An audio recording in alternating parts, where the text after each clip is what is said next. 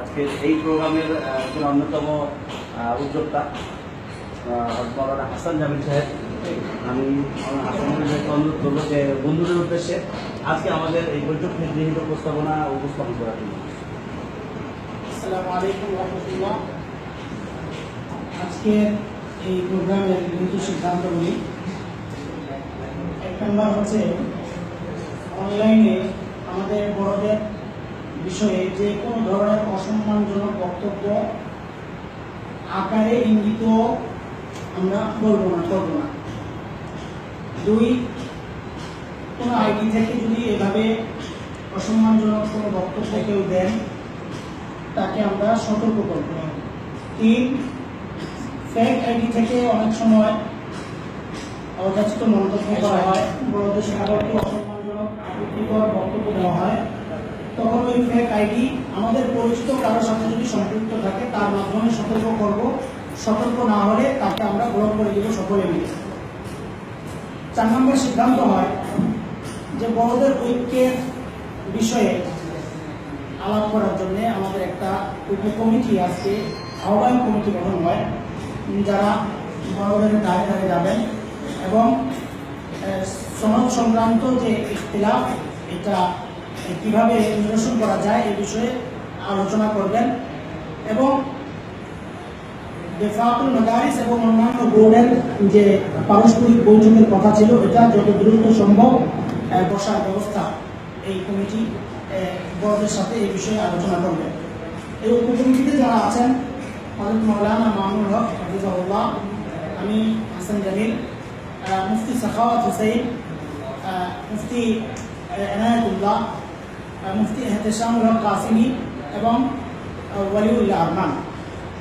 এই উপকমিটি আজকের এই বিষয়টাও বড়দের সাথে শেয়ার করবেন এবং বড়দের কাছে এই বিষয়গুলো বলবেন যে আমরা স্বীকৃতি চাই এবং অস্পষ্টতা দূর করে, বড়দের সাথে আলাপ করে অস্পষ্টতা দূর করে যেভাবে স্বীকৃতি আমাদের জন্য মঙ্গলজনক হয় সেটা আমরা চাই এবং স্বীকৃতি চাই বড়দেরকে আমরা সবাই এক মঞ্চে দেখতে চাই। এই স্বীকৃতি চাই, এই স্বীকৃতি আমাদেরকে পারস্পরিকভাবে বিচ্ছিন্ন করে, ওই স্বীকৃতি আমরা চাই না। সবগুলো সমন্বয়ে বোর্ডের সমন্বয় করে যে বৈঠক, এই বৈঠকটার ব্যাপারে এই আজকের এই সভা বারবার তাগিদ দিয়েছে, এই বৈঠকটার ব্যাপারে আমরা বড়দেরকে আবেদন জানাবো ইনশাআল্লাহ তাআলা।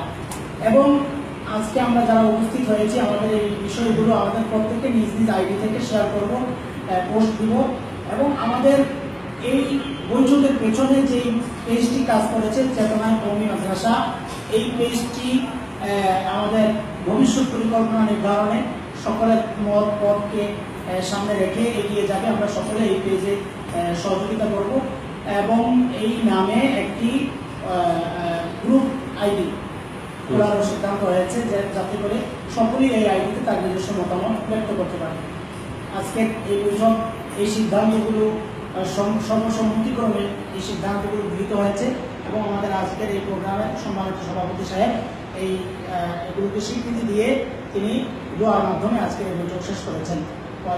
আসসালামু আলাইকুম ওয়া রাহমাতুল্লাহি ওয়া বারাকাতুহু। আরেকটি বিষয়, আজকে এই বৈঠকে যারা উপস্থিত ছিলেন তাদের আমন্ত্রিত মেহমানদের মধ্যে হযরত মাওলানা আলী হাসান তৈয়ব, সাংবাদিক, আলোকিত বাংলাদেশ, হযরত মাওলানা ইসহাক খান সাহেব, খান প্রকাশনী স্বত্বাধিকারী, হযরত মাওলানা শামসুল হক, শামসুল হুদা, nurbi.com, হযরত মাওলানা মুফতি শামসুল জোহা, হযরত মাওলানা সাইদ আহমদ, হযরত মাওলানা জাকারিয়া রহমান যিনি মেখল থেকে এসেছেন, মেখল মাদ্রাসার নায়েব মুহতামিম যিনি, এবং চট্টগ্রামের আরেক সাথী হযরত মাওলানা ইসাম সাহেব ছিলেন আজকের এই বৈঠকে।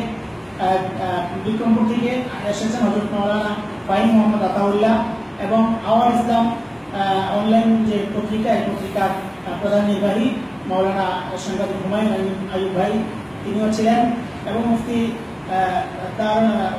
আল হুদা নৈশ মাদ্রাসার মুহতামিম হযরত মাওলানা জহিরুল ইসলাম, মুফতি জহিরুল ইসলাম সিরাজি তিনিও ছিলেন আরেক ভাই হযরত মাওলানা আব্দুল ওয়াকিল সাহেব এবং অনলাইনের পরিচিত মুখ আব্দুল সবুর খান এবং আমাদের ময়মনসিংহ থেকে আগত আমাদের সকলের পরিচিত মুখ হযরত মাওলানা লাবিব আব্দুল্লাহ সাহেব, তিনি আজকে উপস্থিতের মধ্যে একজন ছিলেন এবং আমাদের আকাবিদের একজন হযরত মাওলানা রুহুল আমিন সাহেবের অন্যতম স্নেহধন্য ভাই মাওলানা মুফতি মোহাম্মদ তাসলিম সাহেব, তিনিও ছিলেন হযরত মাওলানা রুহুল আমিন সাহেবের একান্ত আপনজন।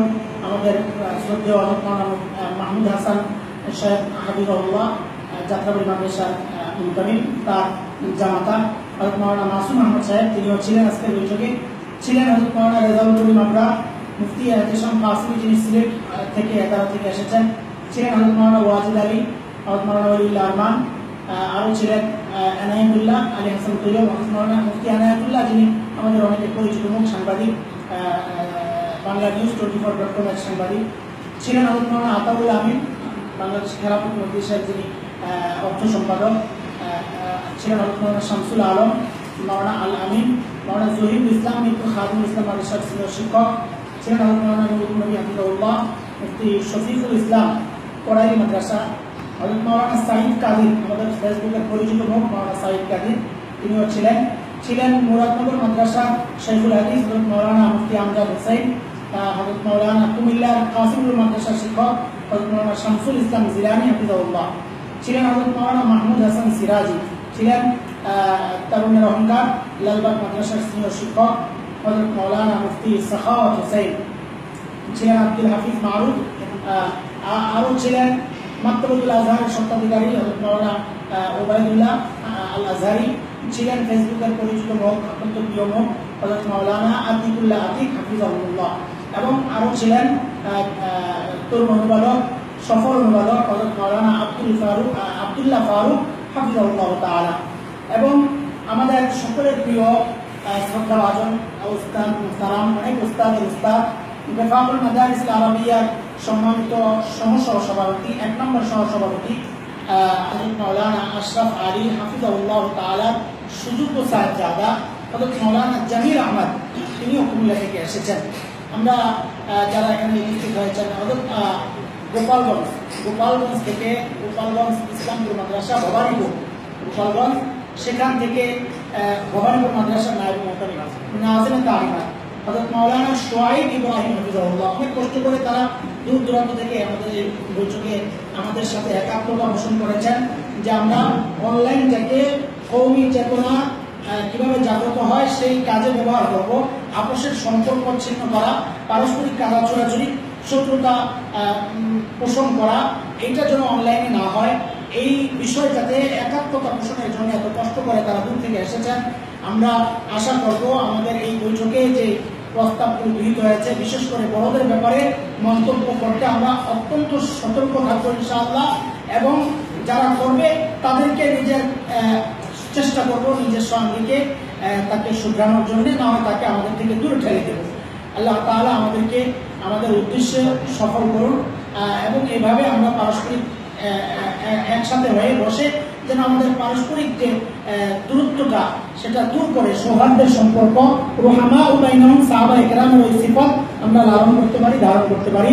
এই বৈঠক থেকে আমরা এই প্রত্যাশা রেখে আজকের মতো সমস্ত নতুন প্রজন্ম আজকের এই প্রোগ্রাম থেকে সমস্ত নতুন প্রজন্মের উদ্দেশ্যে এই মেসেজ দিয়ে আজকের মতো আমরা বিদায় নিচ্ছি। সকলকে মোবারকবাদ, ধন্যবাদ। জাযাকুমুল্লাহু খায়রা। আসসালামু আলাইকুম ওয়া রাহমাতুল্লাহি ওয়া বারাকাতুহু।